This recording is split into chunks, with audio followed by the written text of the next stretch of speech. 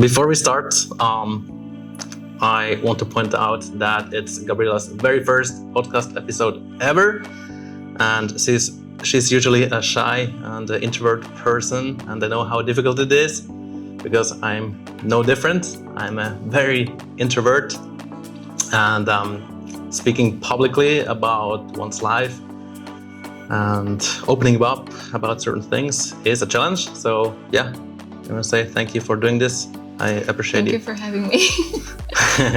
I have Gabriela on the podcast today for two reasons. Number one, because she just started her personal trainer certification, and once certified, she might be more on my channel. You have seen her probably in my recipe or our recipe videos. She has done some work for the business already, and once she is certified, you might see her as a coach too. Who knows? But I'm excited for that. And then the second reason is because Gabriela has been working out for quite a long time, following a healthy lifestyle, healthy diet. She has had her ups and downs. And at some point in her life, about 3 years ago, she had a hard time. She faced some mental health problems. I wrote about it in my book. I addressed it on the podcast a few times already. And today we want to talk about that and how exercise specifically helped her to get out of this sad and dark place. Yeah, your story is quite long, and we could probably go for hours to just talk about that. So we try to compress it as much as possible. So I'm going to start with a very simple question. How do you like the course, the personal trainer course right now? Do you enjoy it? I've been loving it, yeah. It's very interesting, like the topics that I'm learning, and just like learning a little bit more about like the mental part of exercise as well, and why people stick to exercising and why they actually start. It's been very interesting for me so far. Yeah, I think that's even the more challenging part. It's not necessarily how to do certain things and why we do certain things, but more like how to get people to do certain things. And I think in that course, it's covered as well. So it's a good one. What are you learning right now? What chapter are you in? Chapter 7. Chapter 7. Learning about blood, about heart, yeah. All right. The cardiac parts of it. Right. All right. Now let's talk about you. I mentioned it before. You've been working out for quite a long time. Can you give us a number? How many years? When did you start? Well, I started my fitness journey when I was 16. Like I changed my diet when I was 16, and I stopped drinking sodas and trying eating like less sugar and all of that. But I think it was from 16 to 17 that, I really changed my mindset in terms like in this. That's about 8 years. 8 years ago, yeah. What made you start? Why did you decide to follow a healthier lifestyle? I think for me and for 99% of the people, I started because, I wanted to gain some lean mass. I wanted to look good, and yeah. Yeah. It's in all cases the same, at least to some degree. The aesthetics, how you look, it's important. It's not everything, obviously. And that brings us to the next question. Is that still the reason, your aesthetics, how you look? Or why do you work out today? Right now, I work out mainly because of my mental health. I think it changed a lot for me. And also, like when I decided to start again, because I had my time when I didn't really feel like working out. This was my main goal. Like I need to relearn this habit because my mental health needs that, and because I know how big of an impact it has. So yeah, okay. For mental health. Let's dive into that. Again, it was 3 years ago when, you faced some problems. You had mental health issues, and you were in this very dark space, very dark time, I would say, in your life. briefly just try to explain what happened, because again, there's so many things to unpack, and you could probably go for hours just like trying to explain how it happened. But a short version, how did it occur? What happened? I think it was a conjunction of things actually, but the transition from 2017 to 2018, a lot of things happened. So, I mean, you know that, right? But, oh my God. But my father faced some very serious health problems at the end of 2017. Not long after that, we found out we were having 𝗲𝗂. And then, you know, I spent most of my pregnancy alone. And yeah, it was a huge challenge. And sorry, but becoming a mom at 21 was not easy. And yeah, it was a huge challenge that mentally I was not prepared for at the time. So yeah.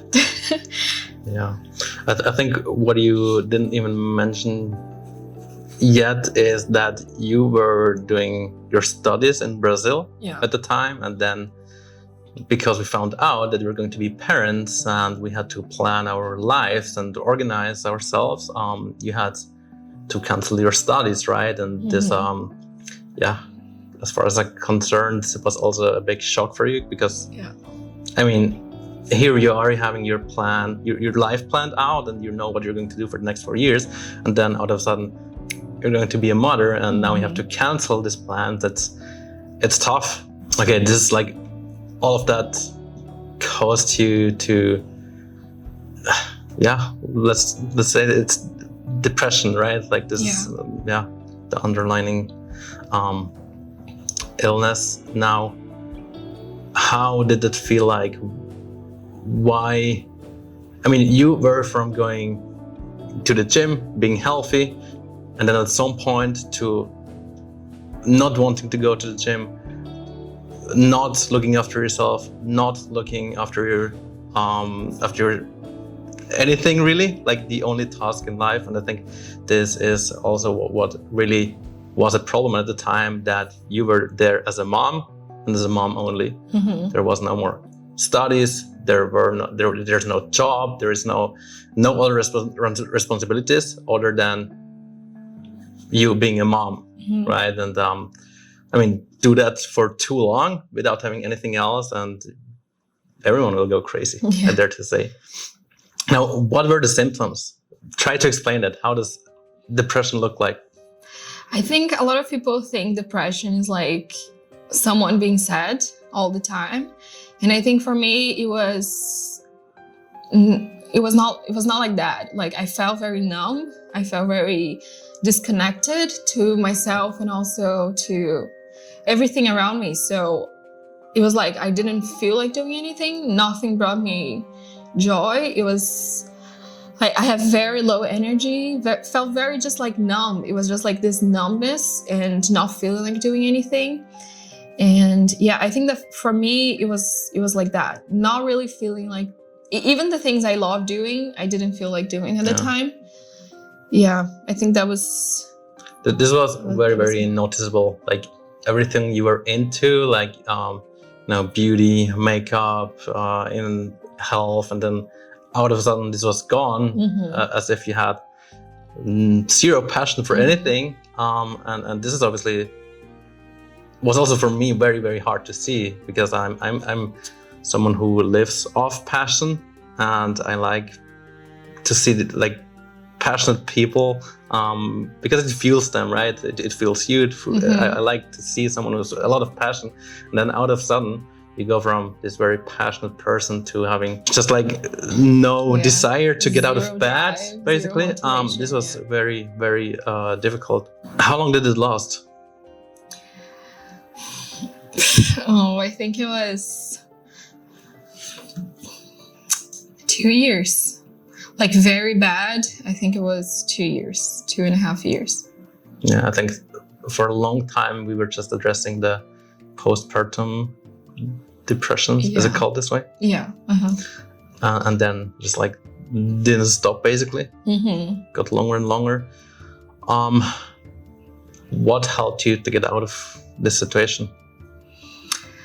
Well, first of all, being able, like allowing myself to accept help, because for a long time I also didn't accept that I was in that position. So I didn't accept anyone helping me because I felt like, why am I feeling this way? I'm not supposed to feel like this. I have like, a healthy daughter, a good family. Like I have everything anyone could ask for. And I still felt like, I felt this emptiness inside of me, but I didn't accept it, right? So because I didn't accept it, I also didn't allow myself to get help from the outside. So yeah, once you're open to receive help, just... Yeah, I remember that. For me, it was also very difficult, and I would say me being a high energy person, seeing you in this dark place, and I would come to you probably every day and say, oh, just do the journal. Hey, go to the gym. Hey, you need to do this, XYZ. And it just didn't work. In fact, it probably made things worse because you felt like offended or attacked, even though I just wanted to help you, right? Yeah. So you're saying acknowledging is very important. Yeah. What is next? Definitely nutrition is a huge part of it, because when you nourish your body, like it's proven, right, that our mental health is highly related to what we eat and how we feel with our body. So nutrition played a big role. Once I started, eating better, I just felt better within myself, with my body and all of that. Exercising, everyone says that, but it's true. Exercise and nutrition, it plays a big role. And even though like everyone knows that, sometimes we fail to do this, right? Why do you think it makes such a difference? There were days, and I were almost urging you like all the time, hey, go to the gym, eat better, because I could see this. I could tell by the day whether you went to the gym or not. I think to this day I can tell, because it's such a difference in mood.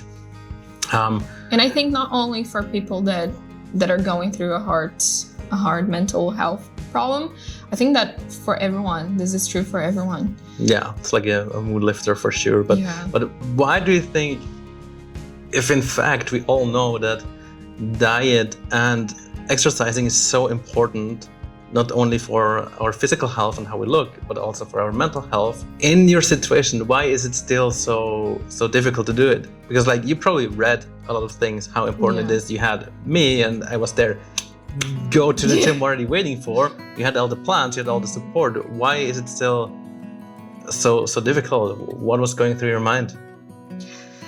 Well, when you're going through depression, like the energy, the drive, motivation, like it's non-existent. There's like, it's so hard to explain that. And even to this day, now that I've gone through it, it's still hard to explain. Like I knew what I had to do, but just like putting the action is something completely different. And yeah, it's very hard to explain that, but I think you can only know that when you actually go through it. But yeah, I knew what I had to do, but doing is something completely different. This raises a question, the $1 million question. When you say it made things better, is it that you decided to go to the gym, you brought about your strength, and you went to the gym and you started to eat better, and then you actually felt better and could combat those mental health issues? Or was it you got better mentally and then you went to the gym and then you started to eat better? I think it was first. I actually was a little bit in a better mental place. Then I had the drive, like I had this motivation to actually start. And you also had a big role, because you're like, I'm enrolling you, I'm doing your gym membership, and if you don't go, you have to pay me. So this was a huge thing for me as well. Like, oh my God, I need to go. And yeah, it started, you know, with just 3 days a week, right? This was our agreement. And then because I reconnected to my old self. It was very powerful for me, very empowering to see like, oh, okay, I'm still this person, you know. And honestly, sorry to interrupt here, but I think you started just caring about yourself again, because before it was all about our daughter. Yeah. Everything you did, literally from getting up in the morning, it was just because of her until you went to bed, just everything about her. And then when you finally looked after yourself, out of sudden, yeah, this fire lit up again. And the reason why I asked this question, and this is just my opinion on it, I believe that motivation might never come, or it could come and then goes by. And if you take this timing at the right point, then that's great. But in my opinion, when you start doing something, you go to the gym, then this is actually what fuels the fire and like boosts motivation and your discipline, and you feel better. It's not the other way around, that you're just waiting. And I think a lot of people, and this is not even related to mental health, a lot of people, they wait for a better time to do things, when in fact you need to start doing, and then you get momentum, and then you feel better, and then it's actually not that bad, and dopamine, you feel better, and then you go and go and go, and then you don't want to stop, right? This is, in my opinion, with everything like that, it's not only about fitness, but you start something, you get momentum, and then you go again, instead of waiting for a better time or whatever. But I know it's very, very easily explained here. I'm just saying, well, you just have to do it and then you get better, right? But I mean, I could tell, I tried everything. I tried literally everything to get her. I tried to go with her. We took Lara, again, I paid the membership. I did so many things. I did morning and evening, and when can we work out? And I tried to make some free time for you. That's okay, I go with our daughter and you can go to the gym, and somehow just nothing worked. So a question for you, I don't know whether I ever asked you that. Looking back, what could I have done better? What could people around you have done better to get you out of the situation? Wow, that's a very sensitive question, very sensitive topic. Let's say it's not about us, it's maybe, I don't know, Mr. Marco Kabutzi, and he's depressed, and now the mother of Marco and the sisters, they want to know what can I do to help him. I think if you have someone in your life that is going through depression, I think it's just important to show support. I think that's the most important thing. Like telling them, look, we are here for you. Like if you want to talk about it, if you need help, just like showing support. It's because if you come like with the solutions, the person who's going through this depressive, episode, they know what they have to do. But like doing is another thing, right? It's completely different, right? And just showing like, look, I care about you, I love you, I'm gonna be here for you. And when you're ready to talk about it, when you want to talk about it, I'm gonna be there. And I think you did that, even though sometimes I think it's very difficult, because when I see you like that without driving anything, I want that you get better. So I'm trying everything I can, and I'm coming at you again with the journals, and look here, it's written. This therapist says it helps with mental health, and I'm trying to come with the solutions. And it took me also a while to realize it's probably not the best approach, because you feel offended and you actually feel worse. At some point, I even just explained everything I do and say, okay, look, this is what I do, like a to-do list. In the morning, a journal, and go for my daily walk. And instead of this making you feel better, you felt worse, right? Because you cannot even go out of bed. I think it was also challenging for me to see you, someone with like a lot of passion, a lot of drive, a lot of energy. And then me, I was like the complete opposite at the time. So I felt very like, what am I doing wrong? Why am I feeling this way? But I think you did an amazing job just showing me, look, I'm here, I support you, and I'm here for you no matter what. And yeah, it made me feel like safe, and it made me feel like, okay, I have him, and even though I'm going through that, he's gonna be there to support me no matter what. So I don't think you should have done anything different. Yeah. That's good to hear. Now it's been, how long has it been? 1 year, 1.5 year-ish.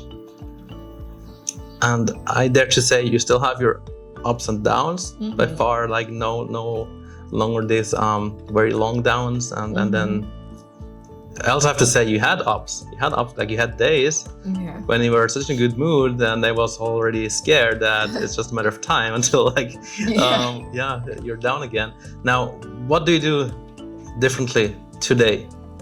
How do you make sure that you don't get into this dark space anymore? I think nowadays I know when I'm going down, right? Because before that episode, when I had this very low down 3 years ago, I didn't really know what was happening. So I had never gone through a mental health problem, so I didn't really know what was happening. Right now that I'm on not the other side, but now that I know the symptoms and how it affects me, I immediately can tell, okay, it's happening again, or I'm feeling down. And I feel like right now I have the tools to overcome this. I'm much more prepared. I feel like now I have the energy to actually do the things that I'm supposed to do in order not to fall into that hole again. And yeah, I think knowing when it's coming and just knowing that it's fine, I know what I have to do. And but I think you built found a lot of tools on how to navigate it, and you didn't mention it now, and if it's too personal, then just we cut it out. But I mean, do you journal? Not every day. Not every day. But I do. Yeah. You do. You have a therapist. So, yeah. You work out frequently. Again, you can tell. This is a big one. You get up in the morning, on time. Yeah. This was completely different. This was probably something that annoyed me the most. Whatever we did, no matter how many alarms I set, it was 3 years ago, I was sleeping 3-4 hours a night. It was a mess, and that's something that a lot of people with depression go through. Not being able to sleep very well, or having a very messed sleep routine. And when you cannot really sleep well, your body also cannot really function well. And I think this was a huge issue for me, and it took me a long time, even exercising and having this routine in Switzerland of working, exercising, and taking care of 𝗨𝗧 helped me to establish this routine much better. So yeah, right now, finally, I can say that I finally have a healthy sleep routine. What else? I was just thinking about other things you do differently now. I think you have a purpose right now with studies. This is certainly very important.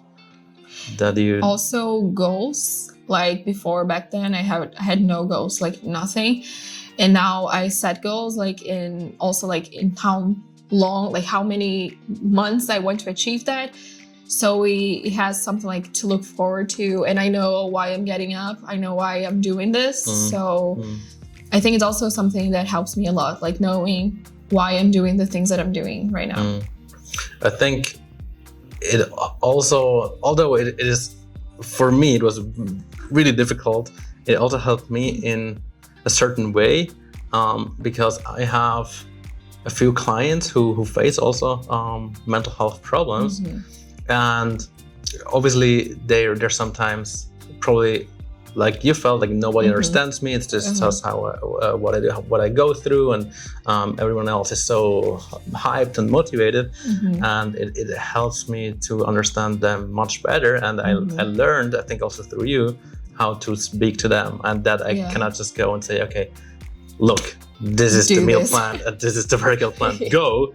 But I go a completely different approach, and I'm not upset when they don't do what I tell, right? That I just go a different approach. And I also think like sometimes we fail to talk about how people that are around someone depressed feel, because I think you can say that better than me, like how challenging it was for you, like to be in that position, and just like that you also suffer, like you see the person you love suffering, and you're also gonna suffer with them, and it's a huge challenge as well.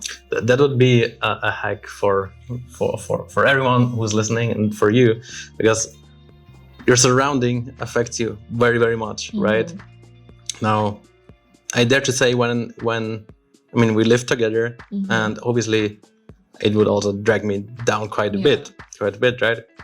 The opposite is true as well. So if you have positivity around you, good people around you, you get lifted up as well, right? So it's actually it makes nothing but sense to surround yourself with good people, to follow positive people on social media. I know that you like to spend a good amount of time on social media. So try to follow those people who speak positively about it, and not like just trash and negative. Inspire you to be better. Who you hang out with, obviously, and then how you set up your surrounding there. I mean, if you don't like the place you're in, or if your room is very dark, and it gives you this sad feeling, then obviously change something about your surrounding, because it makes a difference. And I can feel that even now when we're doing Airbnb hopping, depending on where I am, I'm in a better mood. Also where I go to the gym, as you know, like it affects a lot. It's and like following up on this conversation, do you think I am the reason you work out and are into fitness? I don't think so, because it started when I was like 16, 17. I haven't met you at the time. No. I hadn't met you there.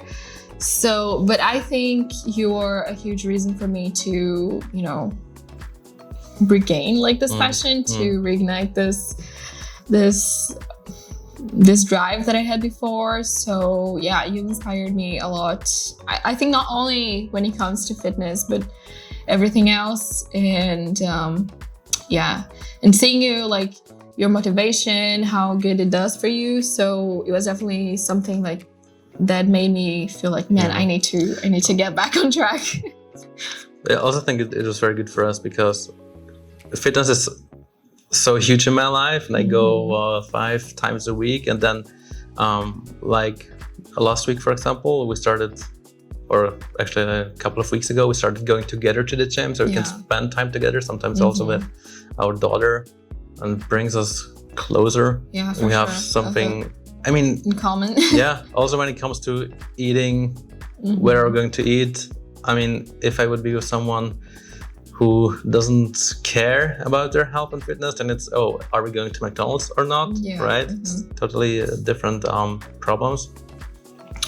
And I think it's nice, because sometimes when I'm not doing very well nutrition-wise, then you help me, and I think it's also the other way around. I have like many days where I want to eat sweets too, or eat junk and whatever, and hopefully when I'm lucky, she's like in the opposite mood. You want to stick to a diet or whatnot, and then it helps me as well. So I think this motivation, or just keeping each other accountable, is from both sides, for sure. And I think that was also one of the reasons why we got together, because we had this passion in common, like back in 2016. Man, this is crazy. Let's talk the story.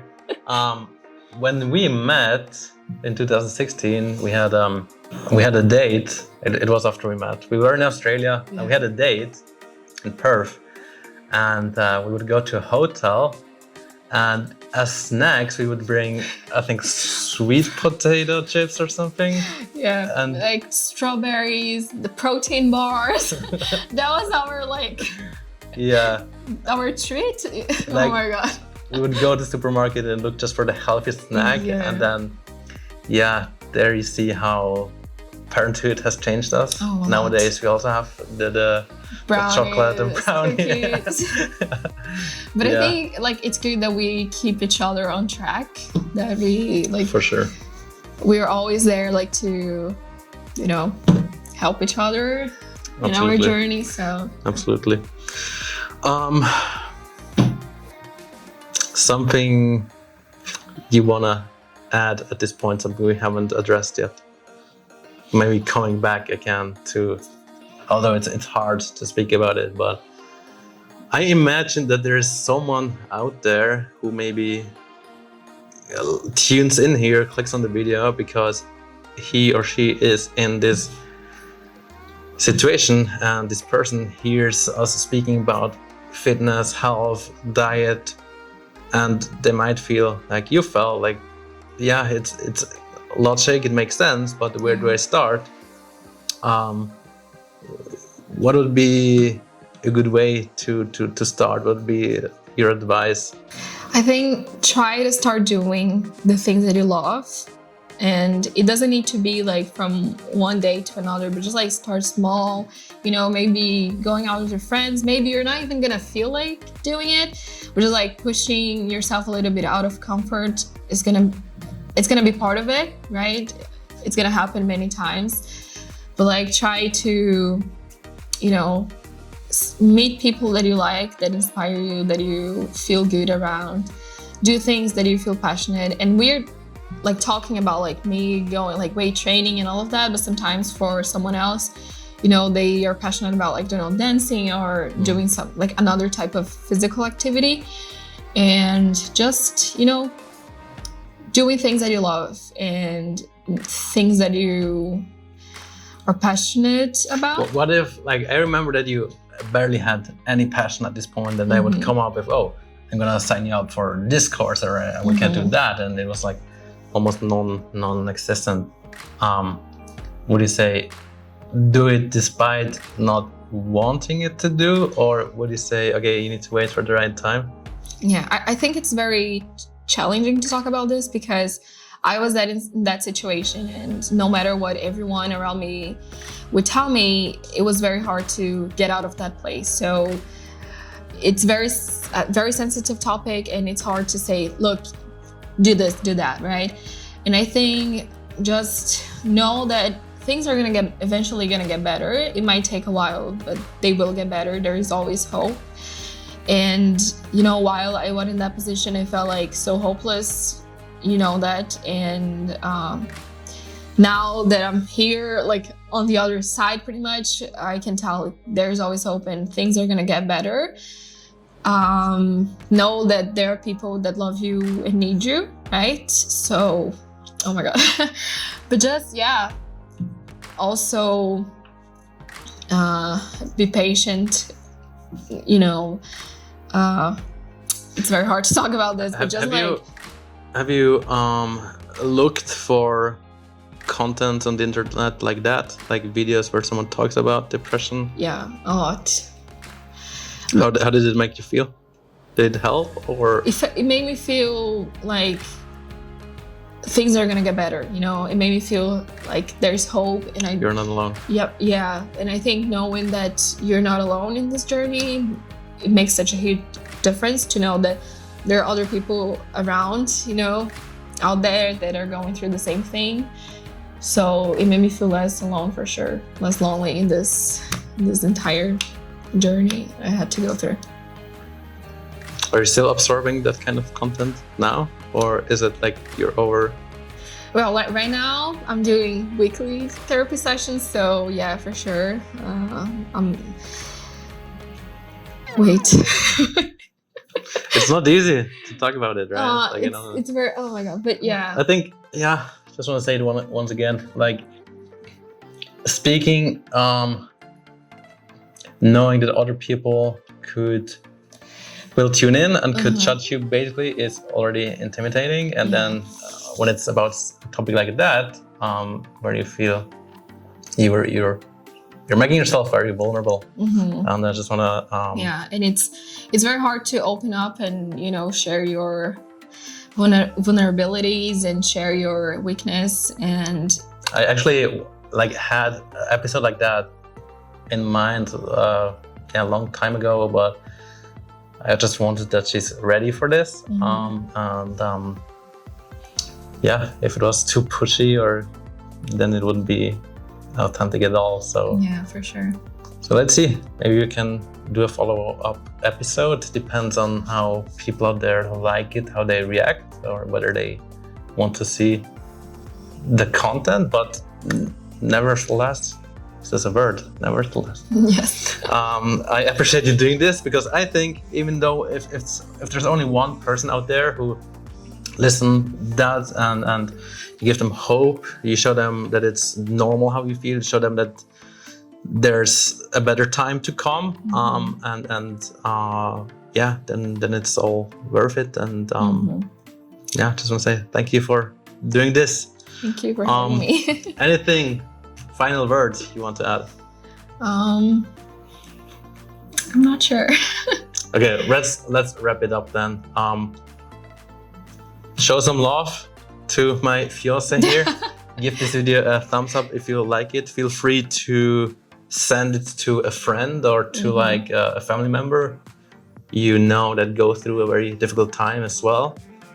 Comment on the video if you have questions. Also, let me know whether I should have her here on the podcast more often, maybe also about different topics, and it's a bit of a more positive vibe. Let's see, but that's it for now. Until next time, and thanks for your time. Was it so difficult? It was. Was it? Cool. Good. Oh my god, I'm sweating. Bye.